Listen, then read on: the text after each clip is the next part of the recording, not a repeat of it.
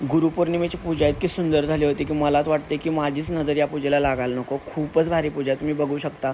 आणि त्याच्यानंतर गुरुवारच्या आदल्या दिवशी म्हणजे बुधवारी माझ्यासोबत एक प्रकार घडतो आहे. 2 आठवडे झाले कंटिन्युअसली होतं.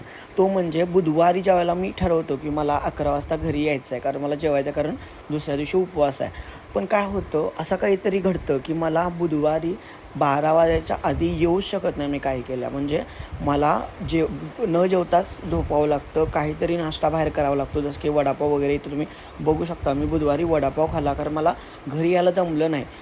11 वाजून 45 काहीतरी झाले होते आणि एवढ्या वेळात मी घरी जाणं शक्य नव्हतं आणि जेवणं पण शक्य नव्हतं. म्हणून मी वडापाव खाल्ला आणि त्याच्यानंतर चहा पिला, कारण माझ्याकडे दुसरा ऑप्शन नव्हता. हे 2 आठवडे झाले माझ्यासोबत होते. तर हे का होत असेल तुम्ही कमेंटमध्ये सांगायला विसरू नका. आणि अशा प्रकारे स्वामी परीक्षा घेतात की काय, असं मला कुठेतरी वाटतं. तर नक्कीच तुम्हाला काय वाटतं कमेंट करा. आणि इतकं छान वातावरण होतं आणि चहा पिला. श्री स्वामी समर्थ.